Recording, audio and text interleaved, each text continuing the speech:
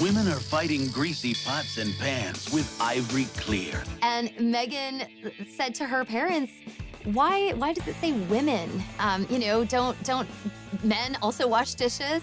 So her dad actually encouraged her to write a letter to Procter & Gamble, which she did. And the result was incredible. They actually changed the commercial to people across America. That got Meghan her first kind of national attention, and she saw that her voice mattered. Write letters and send them to the right people, and you can really make a difference for not just yourself, but lots of other people. As a teenager, Meghan attended the Immaculate Heart High School, an institution known for its liberal arts and drama courses. You know, Meghan always really wanted to be an actress. Even when she was in school, she was in her school plays and musicals. She was very popular, and she just sort of lit up the stage. After she graduated college, she was determined to make it as an actor. She had to start somewhere, and in 2006, she took a job as briefcase girl on the game show Deal or No Deal.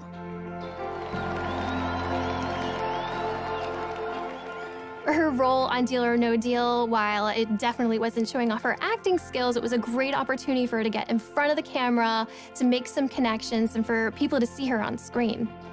After being a working actress for a while, her big break came in 2011 on the legal drama Suits, where she played paralegal Rachel Zane. Mike Ross? Hi. I'm Rachel Zane. I'll be giving you your orientation.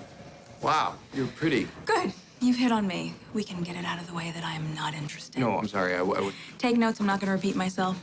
I love you. Rachel Zane actually was kind of a lot like Meghan Markle in my mind. She was very smart, very well put together. She did not suffer fools at all on that show. And she had a big heart. She just wanted to help. Once Meghan hit the big time, she had a platform and could use it to further her passion for activism. Meghan also promoted herself on social media with her own lifestyle blog called The Tig. You'd think that with everything going on, she wouldn't have time for romance, but she did. Meghan met Hollywood producer Trevor Engelson in 2004, and they had a long relationship and wed in 2011, and they seemed like a great fit at first, both pursuing these careers in Hollywood, him behind the scenes and her in front of the scenes with Suits. But the marriage was not to be. They were under a lot of pressure trying to sustain a long-distance relationship, and it proved to be too much for Meghan and Trevor. Their marriage lasted less than 2 years, and Meghan mailed back her wedding ring to Trevor, the divorce papers citing irreconcilable differences. Meghan was back on the market and ready to find her Prince Charming, unaware that he was living in London and was an actual prince. Across the Atlantic, Harry had a very different upbringing and a life that would turn him into the man we know today. Harry was born into a family that can trace their ancestry back over 1,000 years. Let's take a quick look at his family tree. Harry's grandmother is the Queen, but she's also the Duke of Lancaster, and she's married to a Duke, the Duke of Edinburgh. Beyond that, we've got their children, the Prince of Wales, Prince Charles, that's Harry's dad, his brother, Andrew, the Duke of York, Edward, the Earl of Wessex, and Charles's sister is Princess Anne, but she's also called the Princess Royal. Prince Charles married Diana, the Princess of Wales, and they have 2 sons, William, the Duke of Cambridge, and Harry, the Duke of Sussex. Thanks to his brother's kids, Prince Harry is knocked back to 6th in line to the throne, and all being well, he's now never going to get his hands on the crown jewels. Although Harry was born into a world of breathtaking privilege, he suffered a tragic childhood. Harry's childhood is really rooted in tragedy. His mother was killed when he was just 12 years old when she was chased by paparazzi in Paris. And so he had to deal with that tragedy at such a young age, which definitely affected him for life. For anyone who remembers the death of Princess Diana, one of the most heartbreaking elements was seeing her young sons, William, Harry, who was just 12 years old, having to maintain that famous stiff upper lip. Everyone had to be stoic and be this brave face for the nation when Harry, a young boy, would have just been absolutely, crushed inside. We all remember the envelope with the word mummy on Diana's coffin. It just tore your heart out. You can't ask a child to have to contain all of those intense emotions and not think that later on, those feelings are going to need to be dealt with. Even an untroubled childhood can lead to a messy young adulthood. As Harry got older, he gained a reputation for being a rebel and a globe-trotting party boy. Harry's wild years throughout his 20s are well documented, from skirmishes with the paparazzi in public to a costume party where he came dressed as a Nazi. It just was endless. But today we know that all the sort of rowdy times were kind of a last hurrah before he left for his service. Harry went from party boy to action hero when he joined the military, where he served for 10 years, including 2 tours of Afghanistan. He thrived in that environment. Perhaps it was a relief for him being able to step away from the spotlight. He was a particularly skilled Apache helicopter pilot and gunner and rose to the rank of captain. During the military, he was able to get out of the public eye. He was able to be one of the guys. And that really allowed him an opportunity to blossom in a way that he hadn't when he felt a little bit more repressed in the royal family. This is when we really began to see Harry coming into his own. And, watching him fly helicopters in his camo, this is when he starts to kind of rise as maybe the most sought-after bachelor in the world. Harry was always a big hit with the ladies, and some of his romantic liaisons have been with businesswoman Chelsea Davy and British model Cressida Davis, who is actually a descendant of King Charles II. Harry certainly had a busy dating life, but once he started dating someone, the whole spotlight of being in the royal family came down on them, and they couldn't handle it. 2 of his biggest relationships ended because the girls couldn't stand being in that media glare. So single again, the most eligible bachelor in the world was looking for love. But going back a little further, what about some of Harry's ancestors and their love lives? The path to royal romance has never been a particularly easy one, unless you were King Henry VIII. He set up his own religion just so he could divorce his first wife. Divorce was strictly forbidden by the Pope in those days, so Hank VIII set up the Church of England in 1534 and made himself the boss. With that technicality out of the way, he went ahead and married 5 more times. But he had 2 of his wives, Anne Boleyn and Catherine Howard, beheaded. In 1937, King Edward VIII married Wallis Simpson. Not just a commoner, an American. And if that wasn't bad enough, she was a divorcee. And like Henry VIII, who did what the heck he liked, Eddie's problem was that the Church of England didn't allow people to remarry if their ex-spouses were still alive. This was like an episode of Jerry Springer, and it provoked a constitutional crisis. Poor old Eddie had to abdicate. That's a lot to give up, especially when Mrs. Simpson was also seeing a married car mechanic called Guy Trundle. I promise you, we're not making this up. But rumours were she'd learned some tricks in a house of ill repute, which sounds thrilling, if rather tiring.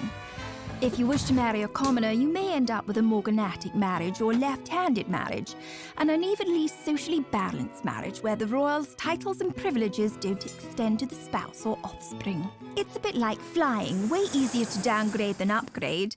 That law got changed for William and Kate, by the way.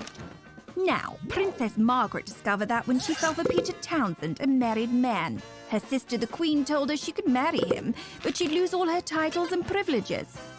She decided to hang on to them and dump him, which feels extremely fierce and badass for 1960. Good choice, Madge. It goes to show that the path to true love is never easy, especially if you are marrying into the royal family, and Meghan would face her own challenges. Coming up. It was a very bold move, him standing up and protecting his girlfriend at the time and saying, I'm not standing for this.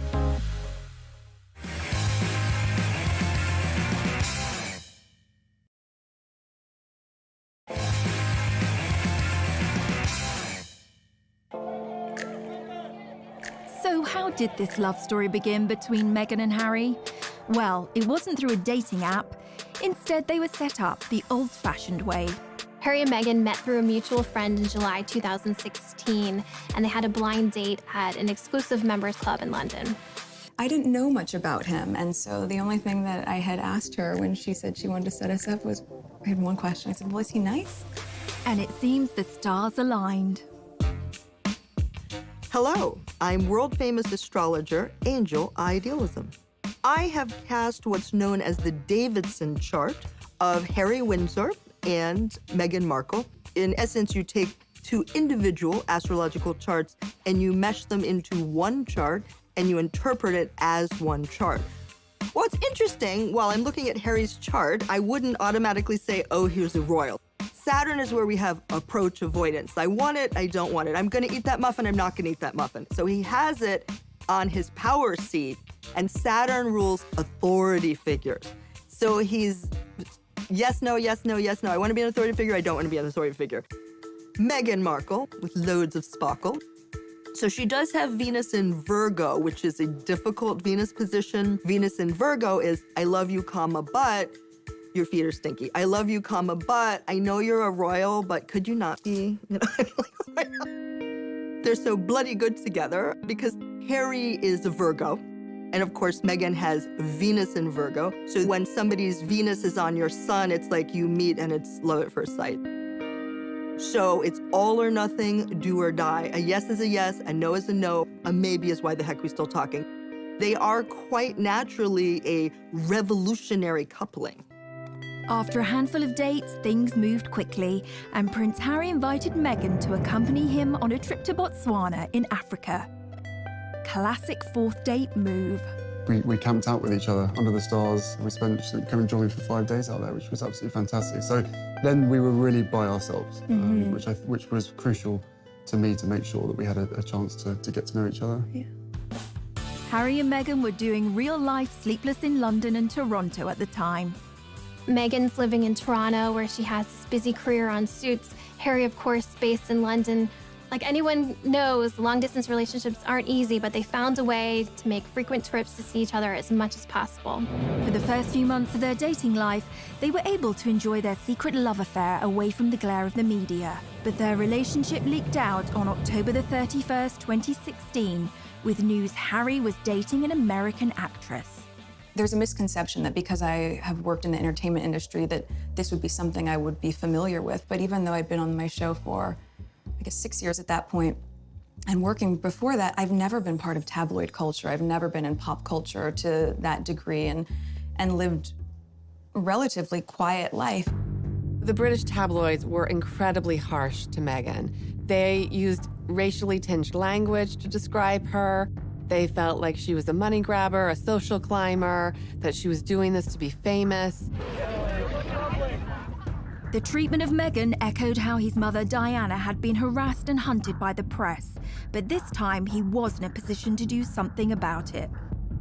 The royal family is famously tight-lipped when it comes to talking about stories in the media, but on the 8th of November 2016, Kensington Palace issued a statement that showed Harry's true feelings and anger at the situation. That was one of the first signs, really, that Harry wasn't like the other royals, that he was not going to be put in a box and to just accept what the situation was. It was a very bold move, him standing up and protecting his girlfriend at the time and saying, I'm not standing for this.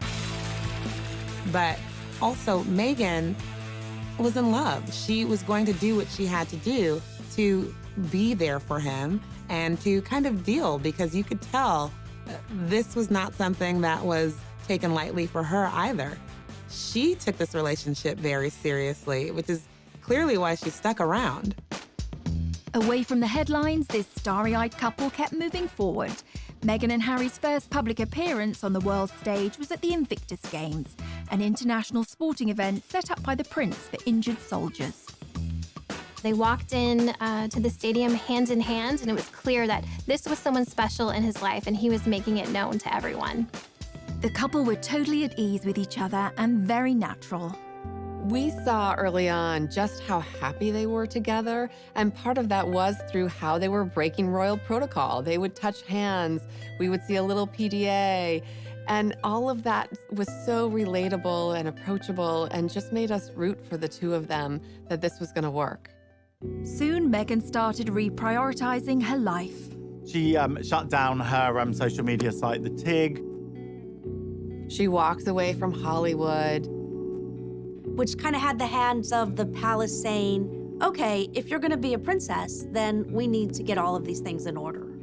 After weeks of anticipation, the world finally got the news they had been waiting for. On November 27th, 2017, Meghan and Harry announced their royal engagement. It was official. The couple, thrilled and happy to be engaged, greeted the media as a united front at the official photo call at Kensington Palace. Was it romantic? They walked out in Buckingham Palace to a place called the Sunken Garden. This was a garden that was really special. It was a favorite spot of Harry's late mother, Princess Diana, so it was a nice homage to her, a nice way of including her in the moment. You could just really feel the love radiating off of them. And it was the first moment that we saw the ring. So it was a beautiful, enormous diamond ring. The center stone is from Botswana. And then the two outside stones were from Princess Diana's collection, so including Harry's late mother in this moment. They released a beautiful set of photos that were really stunning. But even then, some of the press point out things chipping away at Meghan, pointing out ridiculous things that she wasn't wearing tights and this wasn't following royal protocol, which is just kind of ridiculous and archaic. Harry and Meghan's natural way with each other, this ease that they have, was apparent from the start, especially during this engagement announcement, holding hands, looking up at each other, all smiles, very comfortable with each other. And this was a stark contrast to the engagement announcement that we saw from Harry's mother and father, Diana and Charles, where it seemed uncomfortable and slightly awkward. Can you find the words to sum up how you feel today, both of you? Difficult to find the right sort of word, isn't it, really? Just delighted and happy. And I'm amazed that she's been brave enough to take me on. And I suppose in love. Of course. Whatever in love means. And while he must have endured a refreshed grief as he reflected on his mother not meeting Meghan, he said that they would have got along smashingly. They'd be thick as thieves, without question. I think she would be over the moon, jumping up and down, you know, so excited for me. But then, as I said, would have probably been best friends with Meghan. She's with us. I'm sure she's with us, yeah, you know, jumping up and down somewhere else. Coming up. Meghan and Harry's wedding was like a wedding that the royal family had never seen before. This was like more glamorous than the Oscars.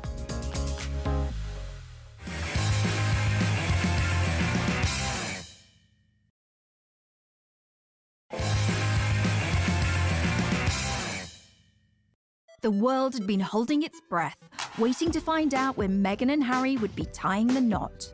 It was finally announced that the couple would get married on May the 19th, 2018.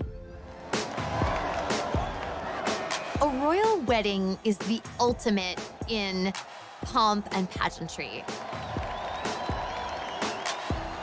Royal fans just delight in a royal wedding. I mean, it's the fairy tale. The royal wedding is Cinderella's castle, Prince Charming, all of that rolled up into one. And like so many decisions in this couple's life, they chose a different kind of royal wedding from their predecessors. The average wedding in America these days costs around $35,000, which seems like a lot and a pretty compelling case for a drive-through off the main drag in Vegas. The most recent royal weddings have become much more fancy schmancy affairs. I mean, maybe not Kim Kardashian fancy, maybe not Elton and David pink champagne and caviar fancy, but in terms of cost, royal weddings win every time. Will and Kate's wedding cost $34 million in 2011. The price went up again for Harry and Meghan's wedding. That cost around $45 million. Sibling rivalry or just a lot of transatlantic flights? One of the most expensive royal weddings ever was in Monaco. Prince Albert II married Charlene Whitstock. That was about $70 million. But have you ever been to Monaco? A cheeseburger is like $40. It's ridiculous. Even that day was nothing compared to Harry's dad. In 1981, nearly 1 billion people watched as Diana Spencer married Prince Charles. And if you adjust for inflation, it cost somewhere between $70 and $110 million. But for all that, today's royal weddings seem like lavish affairs. Most of the budget goes on security. Right, back to Miss Markle. As Harry's bride, she provoked controversy not only as the first American to join the royal family, but the first biracial person to marry into it. Meghan had her own ideas of how she wanted her wedding day to be different. Harry and Meghan chose to have theirs at Windsor Castle in St. George's Cathedral, which is almost 700 years old and the final resting place of Henry VIII. Hooray! Hip hip! Hooray! God bless Prince Harry and Meghan! On the day, millions of people from around the world tuned in to watch the ceremony. Because this is history. This is a very important moment. It was a truly glittering and international affair. Meghan and Harry's wedding was like a wedding that the royal family had never seen before. It was Hollywood meets royalty. You'll be watching and you're like, oh my God, there's Oprah, there's George Clooney, there's Idris Elba, there's the Beckhams. It's just like, there was just so many celebrities because they weren't just coming from Meghan. Harry had grown up with a mother who was very friendly with celebrities. This was like more glamorous than the Oscars. As with all weddings, tensions were running high. The media reported rumours that during the preparations for the wedding, a rift began between the Cambridges and the Sussexes.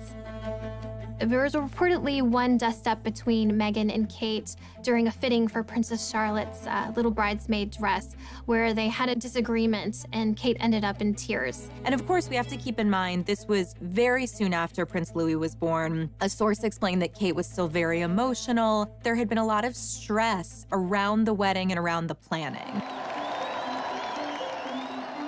On the wedding day, Meghan travelled to Windsor Castle through the procession route with her mother Doria by her side.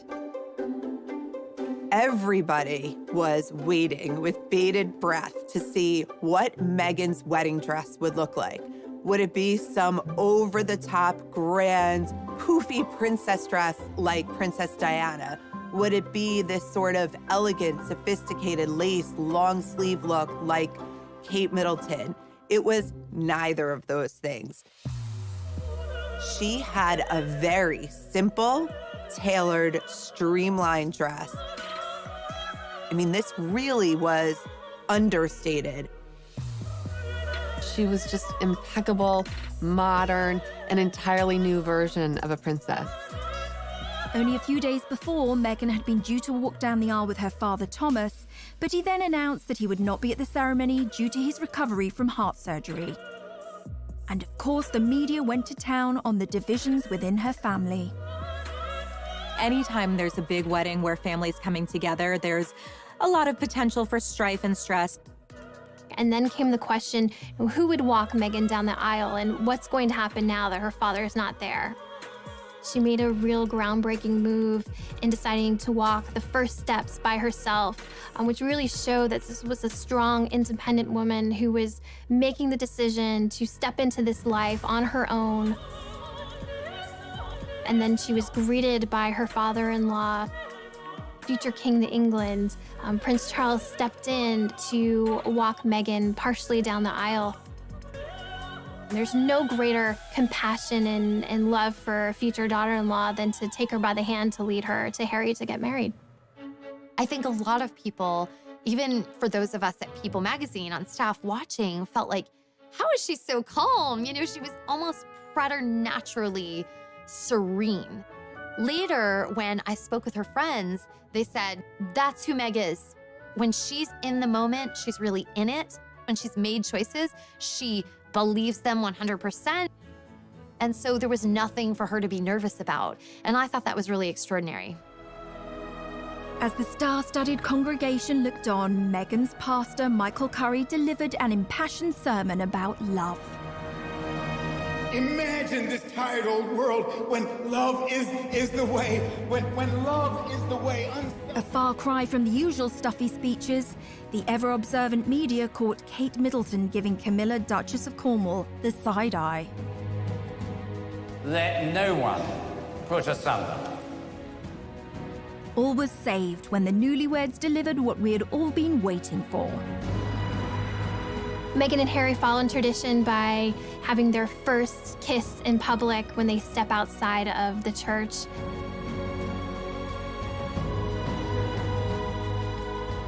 It was really the sort of like big PDA moment between the couple. The crowd went absolutely wild. It felt like it could just be your friend's wedding and they happened to be really in love, but it happened to be something that millions of people were watching. So it was that authenticity and that genuine love that really came across, just as all of their other public moments had brought. That day, the couple received a new title from the Queen, Duke and Duchess of Sussex, and their new life began. Coming up, they really felt protective of this new baby and wanting to make sure he had as much privacy as he possibly could from the very start.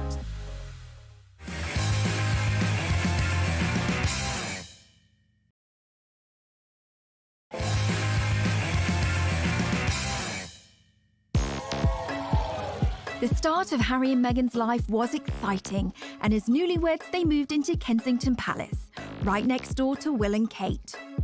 In the summer of 2018, Meghan and Harry are settling into newlywed life. She's stepped into not only a new family, but a whole new country. So they're just kind of established in their footing as a married couple. Meghan had done a great job being accepted into the royal family, and even the usually reserved Queen took a shine to her new granddaughter-in-law. The Queen herself wanted to show how much she was eager to welcome Meghan into the royal fold, and she did that by giving Meghan a ticket on board the royal train, which is how the Queen likes to travel. And in fact, you really felt that they had this chemistry between them, and Meghan was bringing new life and new joy to these outings. Meghan and Harry began their royal duties as Duke and Duchess of Sussex. But what exactly is a duchess anyway, and where do they fit into the whole royalty ladder? So, according to tradition, or Henry VIII, you have a god at the top of the heap, well, Natch, then an emperor, then a high king or queen, then a king or queen, then come your archdukes, grand princes and princesses, grand dukes and duchesses, then come your crown prince, and I mean, we're really climbing a long way down the ladder here, aren't we? After all them come duke and duchess. Fun fact, Meghan could actually be a duke. This isn't anything to do with which bathroom she uses. A woman can be called Duke too. What about Harry, though? Well, he's a Duke of Sussex and also Earl of Dumbarton and Baron Kilkeel. The Duke and Duchess titles are kind of like a wedding present from the Queen. Here you go. I wasn't sure which toast you wanted, so I got you Hampshire instead. The annoying thing about being Duke or Duchess of Sussex is there's no duchy or territory of Sussex. Whereas Charles, Harry's dad, is Duke of Cornwall and also gets the Duchy of Cornwall, which literally means if you live in Cornwall, he could well be your landlord. Although it won't be him coming and fixing your broken toilet, but he does get the cash from owning it. Unlike Cornwall, there's no Duchy of Sussex and therefore no cash. So, they don't get the cash, and guess what else Meghan doesn't have? Legal custody of her son Archie. According to a law from 1717, the Queen actually has governance over all the royal sprogs, including Will and Kate's. You might think it doesn't really have any relevance today, but apparently decisions like which members of the royal family are allowed to get on the same plane, yup, the Queen makes that call. Back to the couple's first royal tour of Australia, Tonga and New Zealand. Meghan and Harry were an instant hit with the public. And this is where we get to see Meghan shine. And there was a lot of echoes of Princess Diana in terms of her really bonding with people, with children, with a lot of the locals, giving speeches, which is something we hadn't seen Kate do before with such ease. Meghan was compared to Diana in another way, as a world fashion icon. Diana led the way in setting trends in the world of fashion. Back in the 80s, everybody wanted the Diana cut, and she occupied a fashion arena that included Audrey Hepburn, Jackie Kennedy, and some of the other most stylish women in history. When Princess Diana was alive, she was, without a doubt, one of the most photographed women in the world. Diana brought an innate glamour and this beauty to the royal family. It took them from royals to pretty much celebrities, all because of her and just this endless interest and curiosity in all things Diana. In 2019, Meghan was named the most powerful fashion icon, and the term the Meghan effect was coined. Like most people, I love Meghan Markle's style. We like to say at People that everything Meghan touches turns to sold. And that's because when Meghan wears something, it translates into mega sales for the brand. In one of those tours, she actually wore a bag by Strathbury. The second she wore this bag, it sold out in 11 seconds. The Duke and Duchess of Sussex were in the honeymoon phase. The tour of Australia kicked off with some bombshell news. The couple arrived into Sydney telling the world that they were expecting their first child. It was the most exciting way of kicking off a royal tour. This is a moment that the public, the entire world was excited about. Anytime there's a royal wedding, you wait for the announcement about the royal baby. This was massive news in the royal world, and for fans, I mean, it was almost too much to process. It was all happening at once. At the same time, we also noticed that Meghan and Harry are wanting to kind of put up the walls because they really felt protective of this new baby and wanting to make sure he had as much privacy as he possibly could from the very start. Weeks before the baby was born, Harry and Meghan announced they intended to keep the plans surrounding their child's birth private. It was never announced when Meghan planned to give birth. This was a major change from Kate's birth plans. Kate, obviously, at the Lindo Wing in Paddington, every single time one of her children is born, the crowds are gathered outside, you know, the news teams are there. It's a very big global event. With royal births, we famously see the new happy parents step out of the hospital. For royal fans, there's an expectation that we would be kind of, I don't know, almost included in that. And we learned pretty early on that Meghan and Harry were not going to do this. On May the 6th, 2019, baby Sussex arrived, weighing in at 7 pounds 3 ounces. And it wasn't actually until the birth certificate of Archie was released that we even knew what hospital they had gone to.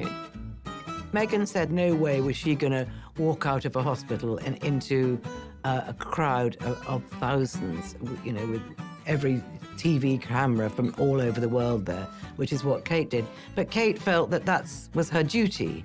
Meghan didn't feel it was her duty, so she didn't do it. They didn't want involvement from the press. They wanted to do it their way. This was not a baby for the public. This was their baby. The birth of a newly born Lord Prince on this, the shortest day, 2018. It does seem a normal thing for a father to protect his child and to be able to do what he wants and release photos when he wants. But the British public have a very different perception of this. They pay for the royal family. So there was a lot of resentment towards Harry when he started to restrict this access. I think the christening marked a bit of a turning point where it was, no, this is a private event. We're not going to bring, cameras in. We're not going to release dozens of photos. That was the shift that a lot of people had to get used to. Meghan, Harry, and baby Archie then moved away from Kensington Palace to Frogmore Cottage in Windsor. Well, Harry said that he felt like a prisoner in Kensington Palace. He couldn't wait to get out of there. The Queen offered them Frogmore Cottage, but it was in a very dilapidated state. And unfortunately for Harry and Meghan, the bill fell on the taxpayer, and it was £2.4 million. And that caused a lot of bad feeling as well. The public started to feel like this quid pro quo was off kilter. Like, well, if we're helping pay for, I don't know, your new kitchen, we should get to see, Archie on his special day. Meghan and Harry, they wanted to be royal and to enjoy the royal life, but they also wanted a private life. And those two don't really go together. Coming up. It was the first time that a member of the British royal family has done anything like that.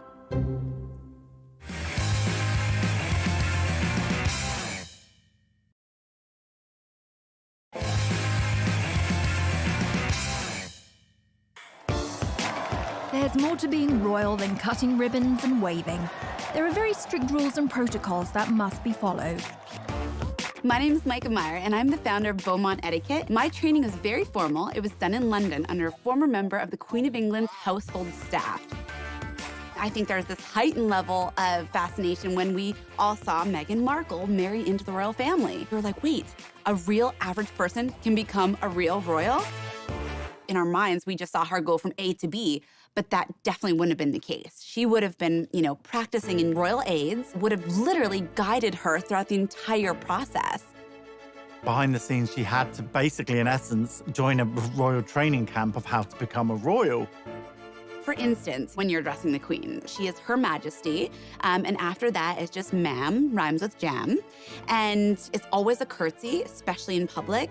Meghan, we saw it for the first time on TV, we were cheering her on, and the lower and the deeper her curtsy went, the more confident she became. And so we can see her confidence in her training kind of evolve. A lot of etiquette around the royal wife, and we actually see how she starts on that day that she was first engaged, and she's waving and very excited.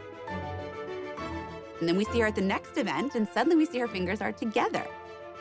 And then we see that elbow come in even further, and then we see the polished wave in the end.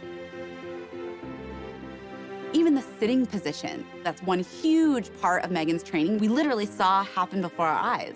We see the old Meghan, and she would have one leg crossed over the other and her ankle kind of out and flapping about in a very casual way, which is very comfortable. As she becomes a royal, we see her training go into effect. That first big event where she's sitting next to the Queen, she's using this new technique. She has one over the other, toes pointing forward, and it's so tight. It's almost like there's a rubber band from her knees to her ankles. And if you tried to slip a little credit card in between her legs, good luck. You wouldn't have gotten it through. You can imagine how intimidating that first session of afternoon tea with the Queen must have been. Holding a teacup is actually even harder than it looks. You actually pinch your fingers together through the teacup, and then you use your middle finger underneath it. And if you want to support the teacup, you can use 2 fingers like the Duchess of Cambridge does at the very bottom.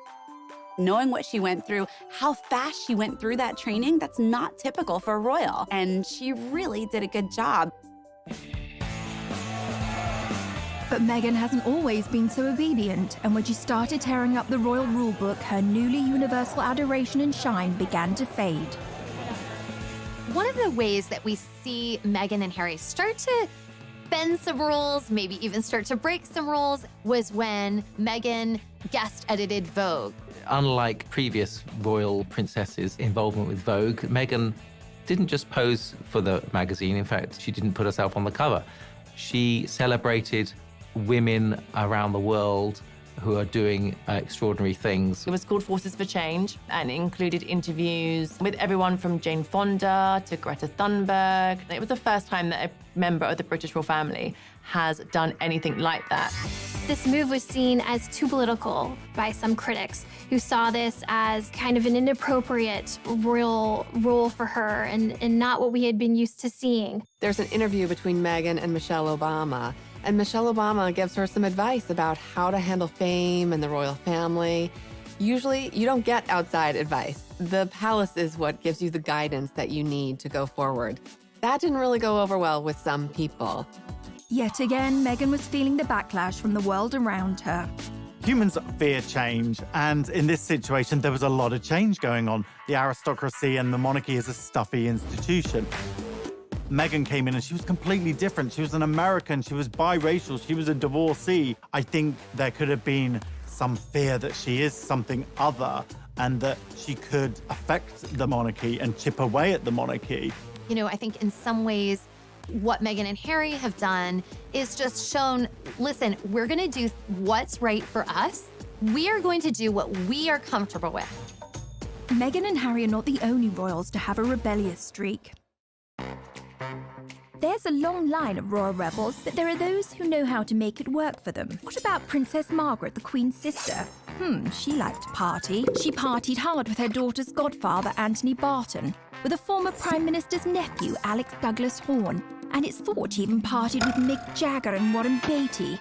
She partied hard in her party house on the party island of Mustique. But then she calmed down and got herself a toy boy, marrying a guy 17 years younger than her.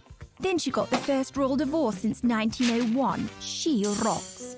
But if you ask us, the royal rebel closest to Meghan's heart would probably be Princess Louise, Queen Victoria's fourth daughter. She questioned everything, earning her the nickname Little Miss Y. She was very cool. She refused to marry someone she didn't love, was an ardent feminist, and visited imprisoned suffragettes, the protesters for equal rights for women. And, stop me if this sounds familiar, she got married and moved to Canada. Her full name? Louisa Caroline Alberta, and yup, Alberta, Canada is named after her. The province was originally going to be called Louise. If you can find a more Meghan-friendly royal rebel than that, then you can send us to the Tower for treason. Coming up. It was a huge betrayal for Prince Harry and Meghan, and they let it be known. They filed suit. Pinch your fingers together through the teacup, and then you use your middle finger underneath it. And if you want to support the teacup, you can use 2 fingers like the Duchess of Cambridge does at the very bottom. Knowing what she went through, how fast she went through that training, that's not typical for a royal. Oh my and God. She really did a good job. But Meghan hasn't always been so lenient, and when she started tearing up the royal rulebook, her newly universal adoration and shine began to fade. One of the ways that we see Meghan and Harry start to bend some rules, maybe even start to break some rules, was when Meghan guest edited Vogue. Unlike previous royal princesses involved with Vogue, Meghan didn't just pose for the magazine. In fact, she didn't put herself on the cover. She celebrated women around the world who are doing extraordinary things. It was called Forces for Change, and it included interviews with everyone from Jane Fonda to Greta Thunberg. It was the first time that a member of the British royal family has done anything like that. This move was seen as too political by some critics, who saw this as kind of an inappropriate royal role for her and not what we had been used to seeing. There's an interview between Meghan and Michelle Obama, and Michelle Obama gives her some advice about how to handle fame and the royal family. Usually, you don't get outside advice. The palace is what gives you the guidance that you need to go forward. That didn't really go over well with some people. Yet again, Meghan was feeling the backlash from the world around her. Humans fear change, and in this situation, there was a lot of change going on. The aristocracy and the monarchy is a stuffy institution. Meghan came in and she was completely different. She was an American, she was biracial, she was a divorcee. I think there could have been some fear that she is something other, and that she could affect the monarchy and chip away at the monarchy. I think in some ways, what Meghan and Harry have done is just shown, listen, we're going to do what's right for us. We are going to do what we are comfortable with. Meghan and Harry are not the only royals to have a rebellious streak. There's a long line of royal rebels, but there are those who know how to make it work for them. It's about Princess Markle, the Queen's sister. She liked to party. She partied hard with her daughter's godfather, Anthony Barton, with the former Prime Minister's nephew, Alex Douglas Horn, and it's thought she even partied with Mick Jagger and Warren Beatty. She partied hard in her party house on the party island of Mustique. But then she calmed down and got herself a toy boy, marrying a guy 17 years younger than her. Then she got the first royal divorce since 1901. She rocks. But if you ask us, the royal rebel closest to Meghan's heart would probably be Princess Louise, Queen Victoria's fourth daughter. She questioned everything, earning her the nickname Little Miss Y. She was very cool. She refused to marry someone she didn't love, was an ardent feminist, and visited imprisoned suffragettes, the protesters for equal rights for women. And, stop me if this sounds familiar, she got married and moved to Canada. Her full name? Louisa Caroline Alberta, and yup, Alberta, Canada is named after her. The province was originally going to be called Louise. If you can find a more Meghan-friendly royal rebel than that, then you can send us to the Tower for treason. Coming up.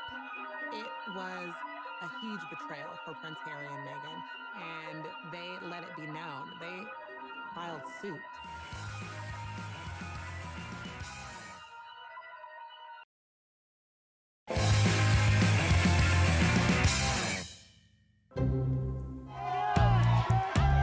As As a member of the royal family, the press can either be a valuable asset or your worst enemy. And Prince Harry and Meghan have maintained a love-hate relationship with them. There have been times when the royals have welcomed the press in terms of trying to get their messages out. And this can be anything from, obviously, the Royal Rota, which is the established UK press corps, attending their engagements, which are to benefit charity, to shine a light on good causes. And that's the time when they really embrace the press. Even Harry's mother, Diana, used the media to her advantage. Princess Diana famously used back channels to set up an interview with the BBC's Martin Bashir on the show Panorama. And she did that because she felt that she could not make her side of the story open up the way Diana did, the way she bared her innermost thoughts and feelings. But unlike Diana, Meghan was too new to royal life to start airing her grievances publicly. But her friends would rally to the cause. In an exclusive interview with People magazine, Meghan's inner circle opened up about the Duchess's private life and her struggles with the UK tabloids. In February of 2019, Meghan's inner circle of friends felt that they could no longer remain silent while what they saw as global bullying of Meghan was unfolding. They wanted to speak out, and they came to People magazine to do that. What I heard from them was that nobody celebrates your wins bigger than Meghan. And by the same token, when you're struggling, Meghan is there with a box of Kleenex and a bottle of wine, anything she can do to comfort and support you. And, they talked about another misconception that Meghan is so high maintenance. There was a report that Meghan wanted the church sprayed the specific scent, and it was sort of diva moment.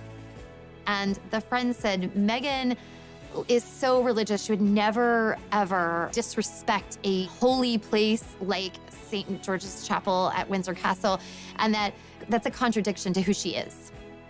I came away feeling like my friendships are really inferior to Meghan's, because these women, they felt so loved by her and supported in a way I had really never seen before. Meghan got a little help from her friends, but it was short-lived. Later that month, the Daily Mail ran an article that for Meghan and Harry crossed the line. There was a major issue with the Mail on Sunday that published a letter, a private letter that Meghan had sent to her father. It was a huge betrayal for Prince Harry and Meghan, and they let it be known. They filed suit. She obviously feels like it's a copyright issue that they went ahead and posted that letter without her permission. The action was accompanied by a scathing statement from Prince Harry denouncing the media's bullying of his wife. This clearly goes back to his anger and his hurt at how his mother was treated. Days later, Prince Harry sued the owners of The Sun and Daily Mirror for allegedly hacking his voicemails. They're both very much taking a stand against the UK press, against the tabloid intrusion that they feel has completely compromised their ability to have a private life. So who are the tabloids? If you're even slightly famous and you're in Europe, the chances are, whatever you're doing, someone is going to be taking a photograph of you. They're pretty aggressive with how they get their scoops. A famous scandal was Squidgygate. A British newspaper got hold of a recording of Princess Diana and her close friend James Gilby speaking on the phone. In the calls, Gilby calls Diana either Squidge or Squidgy 53 times. Try calling me that once, I dare you. There's always been a degree of push and pull with the press. Let's not forget the British royal family is paid for by British people. They help fund their lavish lifestyle. So what the royals get up to is very much in the public interest. Now, poor Meghan has felt the sharp end, and the coverage of her life in Kate Middleton's is astonishing. For Kate, not long to go, pregnant Kate tenderly cradles her baby bump. For Meghan, why can't Meghan Markle keep her hands off her bump? Is it pride, vanity, acting, or a new age bonding technique? For Kate, Kate's morning sickness cure, Prince William gifted with an avocado for pregnant Duchess.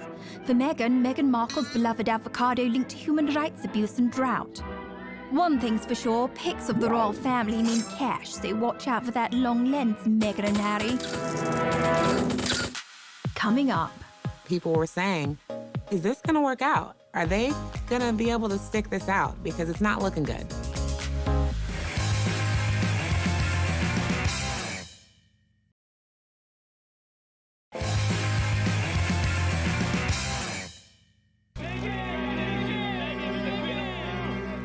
As media scrutiny intensified, so did tensions inside the royal family.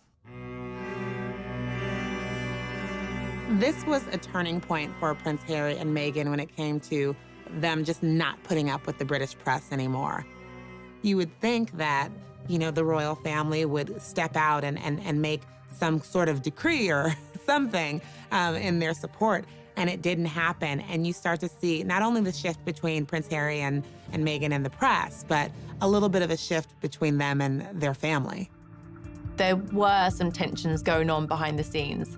I think what happens with any family is that an outsider, someone else comes in, they marry a member of the family, and the dynamic changes. Things were maybe not as copacetic as they seemed. Things were sort of strained. People obviously looked into a lot of this, and what appears to be at the root of it is a division between the brothers, William and Harry. Tensions between Harry and William had apparently been growing for some time. What had happened is Prince William had confronted his brother in the run-up to Meghan and Harry's wedding. He just questioned him about, do you think she's the right girl for you, effectively? Is she the right person for this job? That went down badly with Harry. We understand was obviously quite angry. Harry never forgot that. That started a rift that had only deepened. They were never able to really heal from that initial disagreement. Harry and William have always had a particularly unique bond as siblings. Let's explore the brothers' relationship a little bit deeper. William and Harry were born just over 2 years apart. They were close as children, and as they grew up in a family where roles and status mean everything, it was inevitably going to put a strain on even the tightest brotherly relationship. In royal circles, children are often referred to as the heir and the spare. The eldest is destined to be king, while the younger one can end up feeling a little redundant. For William to take a leap like Harry's would be almost unthinkable. He has a lot of skin in the game. He's going to be the freaking king after all. But the pressure on him to stay would be impossible to resist. Harry, by contrast, as the spare, has a little more wiggle room. One thing's for sure, they're both dealing with massive adjustments to their lives, so it's anyone's guess what the brothers' relationship will look like moving forward. Meanwhile, Kate and Meghan were dealing with their own issues. I think we all wanted Meghan and Kate to be best friends because we love Kate and we love Meghan, and it was, okay, now we have two of them. But they're so different. They grew up completely different, and they have different roles now.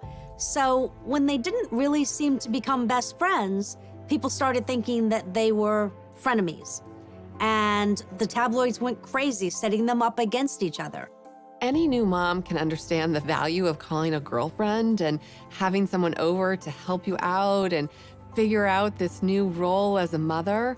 And Meghan was very isolated. She was starting anew without the support system that most of us have when we enter this new chapter of our lives. So you had Meghan having trouble settling into royal life. Kate is not able to necessarily be that support. And Harry and William not talking very much anymore. So the two couples became estranged. It was on a tour to South Africa that Harry and Meghan seemed to finally reach a breaking point. When they were in South Africa, they recorded a documentary with ITV, and it was really the most personal we've ever seen Harry and Meghan be. They had a film crew following them, and this really was the first time that they were honest about how they felt.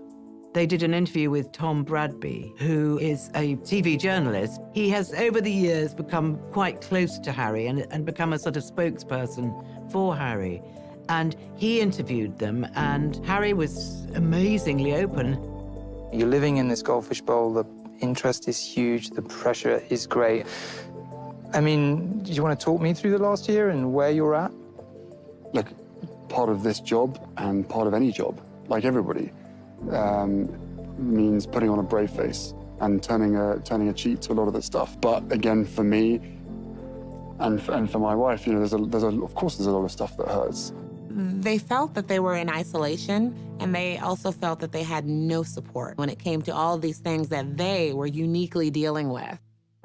Another huge moment in that documentary was where Meghan spoke out about how she was feeling.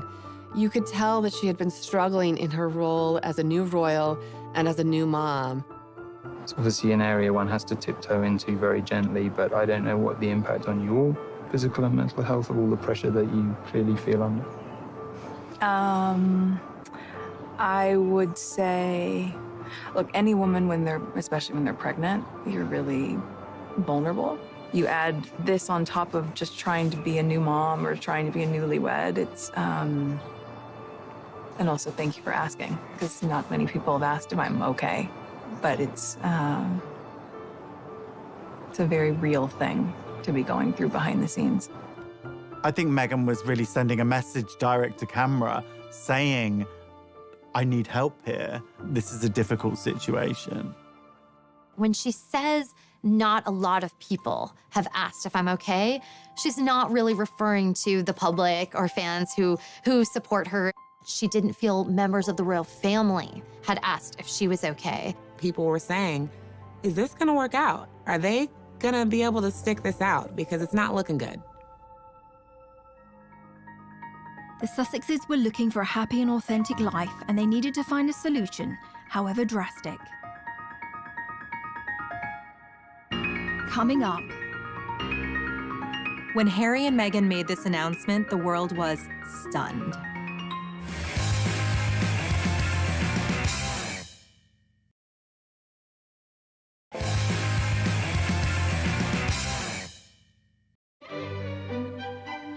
We all remember those moments in history that changed the world. The first moon landing. The assassination of John F. Kennedy. The first time we saw Kermit the Frog's legs. So weird. And when Harry and Meghan decided to leave the royal family. A royal announcement that is sure to rock the United Kingdom. Royal split. Harry and Meghan quit. Going it alone, the Duke and Duchess of Sussex. The royal family reeling this morning. A rift in the royal family not seen for a generation. I remember exactly where I was when I heard the news that they were leaving. I was sitting in my office at People. I think I was just running around the office, going from office to office, saying this is going to be the biggest story of a decade. I feel like we were in a meeting and we were like, wait, what? The rest of the royals didn't even know it until 10 minutes before they put this statement out. On the 8th of January 2020, a statement was released from the Duke and Duchess that they were stepping down from royal life. They did it on social media, of all places. So right away, we were kind of all scrambling to keep up. It's on Sussex Royal, and is there gonna be more coming? And who's gonna answer the questions? I can't even imagine the chaos in the palace on that day. The poor queen, she's 93 years old, and now this. One of her favorite grandsons now stepping back from royal life, and what does that even mean? News like this usually goes through the royal communications team, goes through the queen. There is a long list of steps you take before this goes out to the public. So why did Meghan and Harry hastily make this announcement? I think part of this rush decision on their part was because the story had actually already been leaked to the Sun newspaper. They were running it the following day, and from what sources tell me, they were forced into releasing their own statement. Harry and Meghan felt that when the news leaked to the Sun newspaper, they had no choice but to try and get out ahead of it. So suddenly this train had completely left the station and everyone was kind of struggling to keep up. I think it was a bad decision on Harry and Meghan's behalf to rush out this document without checking with the royal family. You don't change your decision-making and go against the Queen just because some scrappy journalist in London is saying that they've got a story.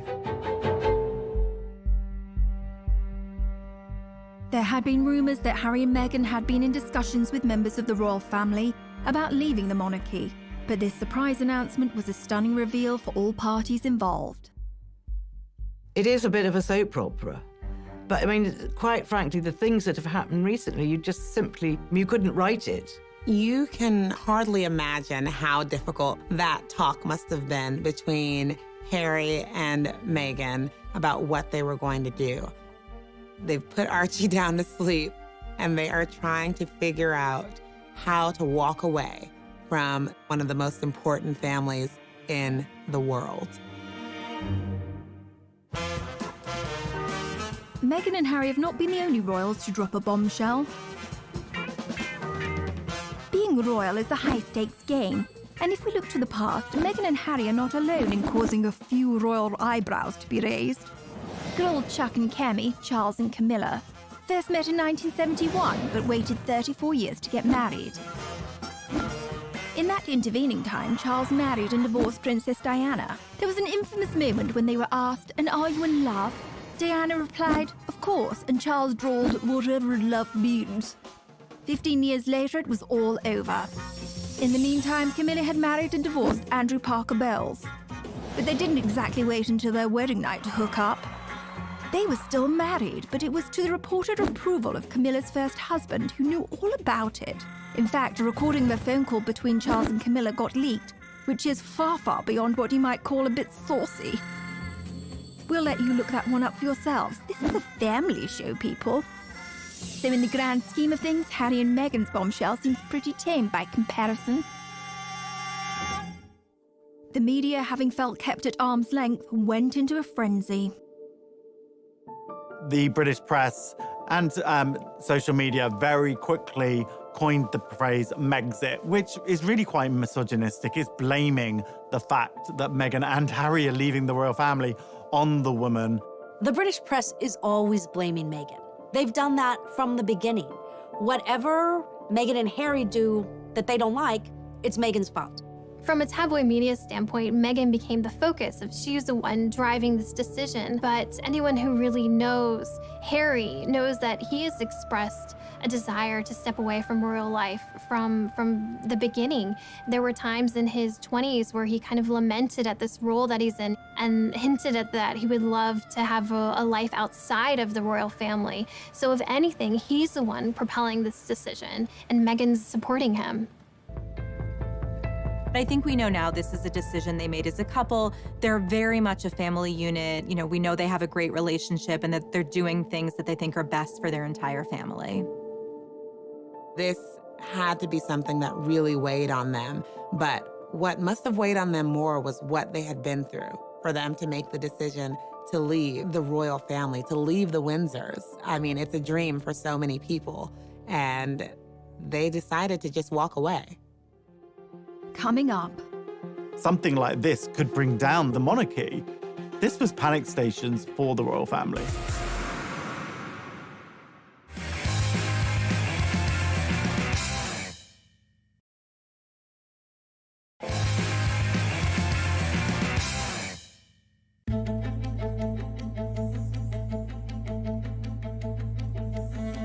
After the bombshell was dropped, all royal parties had to scramble to determine what would happen next. Something like this could bring down the monarchy. This was panic stations for the royal family. Buckingham Palace did release a statement, and I think this was a big shock to the world. It was obvious from that statement that they weren't on the same page. The discussions are still ongoing. We know they are expressing an interest to do this, but all the details haven't been worked out yet. The thing is, you don't announce the plan until you know what the plan is, right? They did things back to front. By now, Meghan had already gone to Canada, and 93-year-old Queen Elizabeth had to spring into action and implement damage control for the monarchy. The Queen and her senior advisors did some very quick thinking. They said that they were going to have a summit at Sandringham. She had Charles and William and Harry all meet her there, and then they sat down to talk it out.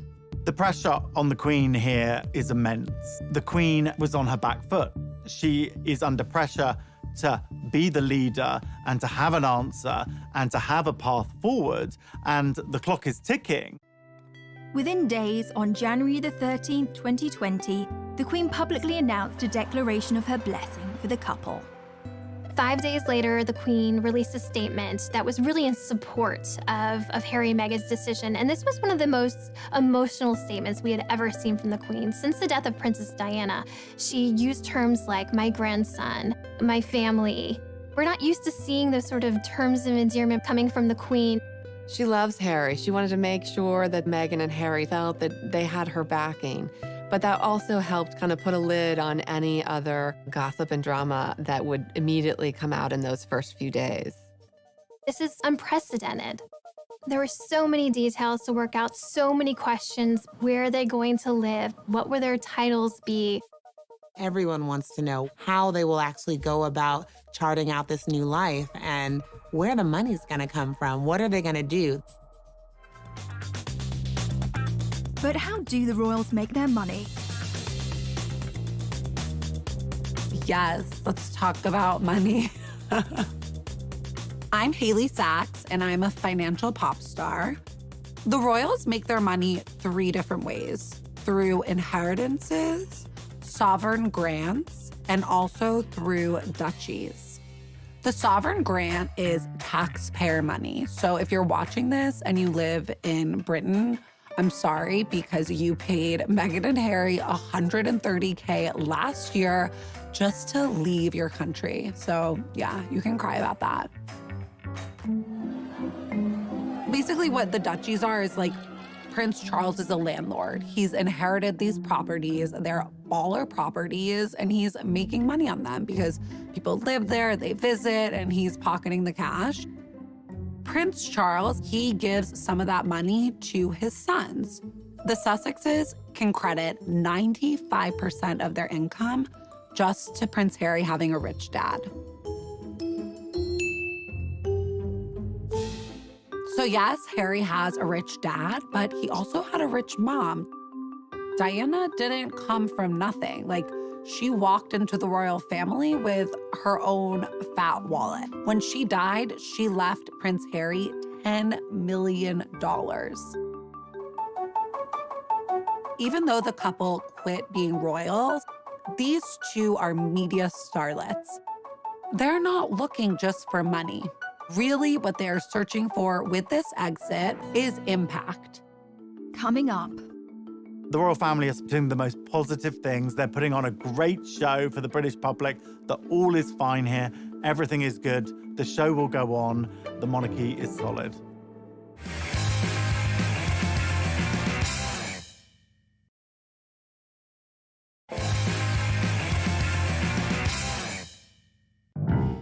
While Meghan was busy unpacking her Suits DVDs in Canada, it was back to business for the royal family. It was initially a bit of chaos as everyone tried to kind of find their footing in this new, unprecedented order of things. At the end of the day, the monarchy has to come first and the crown has to come first. The Queen, she's not going to let her emotions get the better of her. Now it's about action. It's about taking action and figuring out what are next steps. The monarchy is often, throughout history, in a very vulnerable position. There are a lot of people who don't agree with the monarchy. The monarchy can be perceived as a very undemocratic institution, essentially inherited power. When you have somebody who is stepping away from the royal family, this makes the royal family very vulnerable. For those that had stayed, the Queen doled out presents. Prince William was bestowed with an additional royal post, Lord High Commissioner to the Church of Scotland. The royal PR team wanted the rest of the family to show a united front, and William, Kate, Charles and Camilla embarked on a rare joint charity engagement, and the British press dubbed them the new Fab Four. All this sort of family discord and fighting amongst themselves didn't look good. So the Queen wanted to fix this up. She has Charles and Camilla and Kate and William all at her beck and call to come out and present a united front as this is the royal family. We're still here for you. The Duchess of Cambridge was also being kept busy on a tour of the UK to promote her work with childhood development. Kate has really stepped forward. She just gave her most illuminating interview that we've ever heard from her.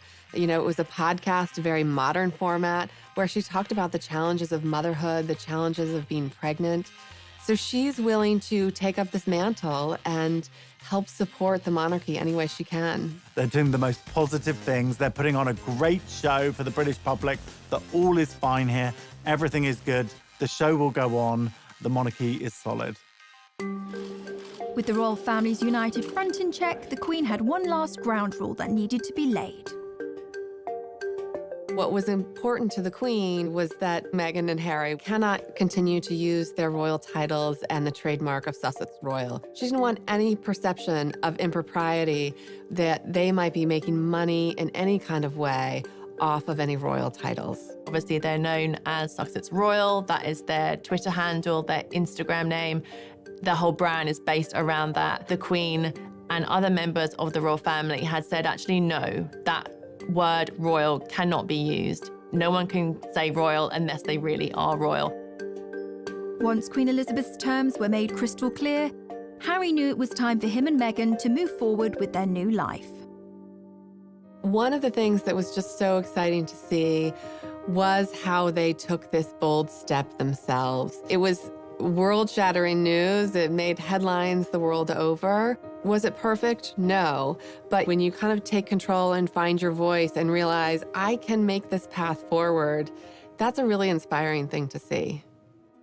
During Harry's final few days in the UK, he delivered an emotional exit speech at a charity dinner in London. It brings me great sadness that it has come to this. There really was no other option. It has been our privilege to serve you, and we will continue to lead a life of service.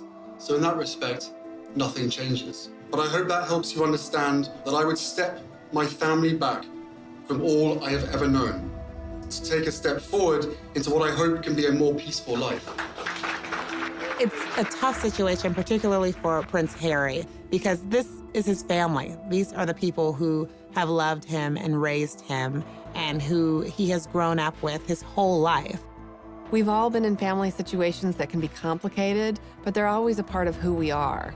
So I think the goal for them is to still have warm relations. I think Harry and William still want to reforge their bond, but it's going to look very different than anything we've ever seen before. The rest of the world had their own reactions in the aftermath of the Sussexes' bombshell announcement. While Harry filled a suitcase with a gold toothbrush, some monogrammed socks, and a copy of How to Succeed in Business, support was flooding in from celebrity friends and admirers. Bette Midler hoped Meghan would bankrupt them all, although I don't quite see how she'd manage that. Oprah Winfrey said she supports them 1,000%. And Jack Osborne observed, "Listen, Prince Harry, if I can survive my family, you can survive yours." And Meghan's friend Jessica Mulroney, who previously had the sweetest babysitting gig imaginable looking after Archie, called out critics of Meghan as racist bullies and posted this quote on Instagram after the news. "A strong woman looks a challenge in the eye and gives it a wink. Wink hard, Meghan." Coming up, how is the next chapter going to unfold? The world is their oyster right now. They can pretty much do anything that they want.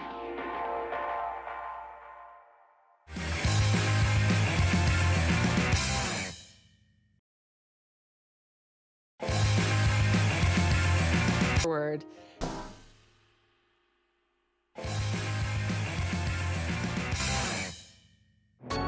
Prince Harry joined his wife Meghan in Canada to start their new unprecedented post-royal life. It was revealed that Meghan and Harry are going to be splitting their time between the UK and Canada during this period of transition. So they set their sights on Vancouver Island, where they spent a lot of the time over the holidays. Life in Canada was pretty peaceful for the most part compared to living in London. They were in a friend's $14 million mansion in Vancouver Island, taking a lot of walks with Archie, spending a lot of family time together, doing yoga, being as healthy as they possibly can be. Canada is somewhere that Meghan's very familiar with. She used to film in Toronto. But I think it's a place that she felt safe. This wasn't the spotlight of London, and they just needed somewhere calming, somewhere that they could get their thoughts together and really also heal their mental health, I think. So what are the predictions for the couple's next steps? It's brand new territory for them to be trying to find a way to basically earn money. And, you know, when you are the Prince of England and the Duchess of Sussex, it's like you have to earn a lot of money in order to keep up that lifestyle and to live independently. It's gonna be a really interesting road ahead. Their last round of royal engagements were in March. They're officially stepping back, and they'll no longer be using their HRH titles or Sussex Royal. But I think the world is their oyster right now. They can pretty much do anything that they want. Both of them are very smart. Both of them are very talented. Harry and Meghan's next steps in terms of their careers is anyone's guess. Who knows whether we might see a Meghan Markle clothing range for one of her women empowerment charities. We might see a book deal maybe, although various ones of those have been denied so far. We also know that Harry is involved in a TV project with Oprah for Apple TV. So that will be announced at some point this year, I'm told. We've already seen that Meghan did her first voiceover role for Disney, and the check was donated to a charity for elephants. They're definitely going to be cashing in on their celebrity status. There is no way they're going to be penniless. They are going to have offers coming through the door. We saw Harry and Meghan recently in Miami at this banking summit at JP Morgan. We thought they were going to be laying low. Suddenly we got the news that Harry and Meghan were sitting next to J-Lo and A-Rod at a star-studded event for JP Morgan. And there are rumors that Harry earned $1 million for giving a speech at that event. It's not a bad paycheck at all, especially for your first time outside of the royal family. People are going to be offering them deals left, right, and center, but they still have to have composure and remember where they came from, because ultimately they don't want to disrespect the monarchy. The Sussexes don't need to rush into anything. There's still extremely high-profile people. In fact, maybe even more high-profile now after stepping back from the royal family. And since making this bombshell announcement, they're probably more famous than they even were beforehand. What do the inner circle of Harry and Meghan's world think of this?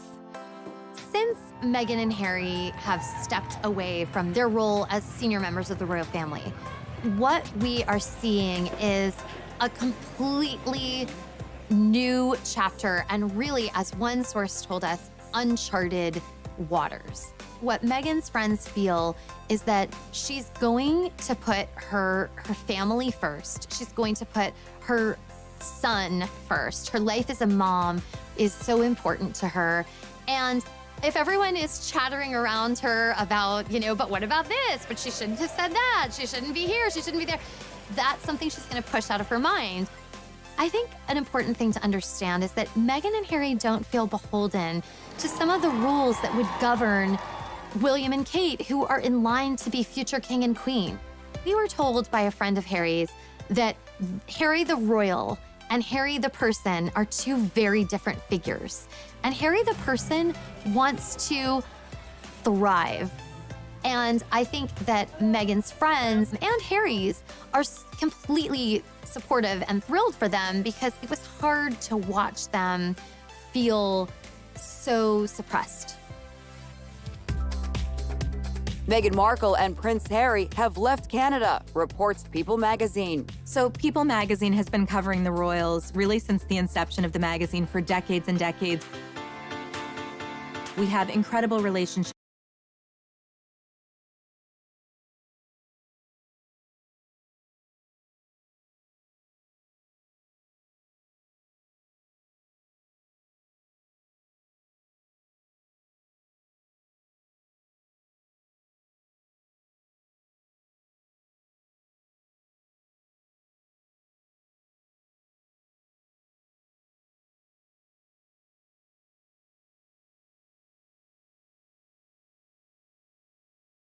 Incredible access. We often know something is going to happen before the public does, before the rest of the media does.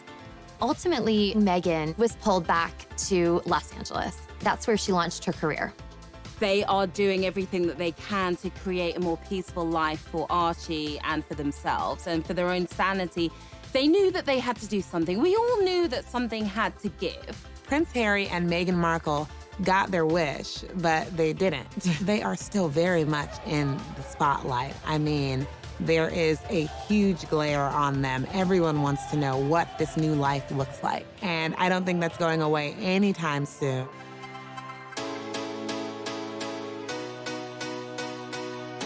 A lot of people are wondering, will things ever be the same in this royal family? I think we're seeing like a new age of royals, and It'll be really interesting to see what happens with them and how they forge their own path, not just tied to the royal family. Never underestimate what your actions, your choices, and your resilience means to us. They stood up for themselves, and in so doing, they really paved the way for future royals to be able to do that. I mean, their own son, Archie, and William and Kate's children may find that they have more autonomy and freedom decades from now because Meghan and Harry were willing to make the bold move. They have been through so much, and this is a love story. People magazine readers and Americans are really hoping that Harry and Meghan have a happy ending. Version.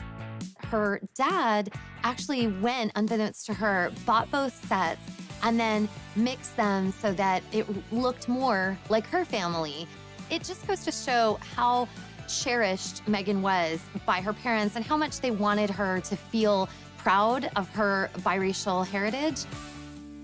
However, a happy life for this blended family was short-lived. By the time Meghan was 6 years old, Thomas and Dora's relationship had come to an end and divorce followed, although it wasn't as acrimonious as some of the stories you may have heard. When Meghan first came on the scene, the royal scene, there was some really nasty speculation and headlines about Meghan's rough childhood, where she'd grown up, and really, frankly, racist approach to that. And it couldn't be further from the truth. They did everything they could to ensure that her childhood remained as loving and stable as possible, encouraging her creativity, making sure she was getting the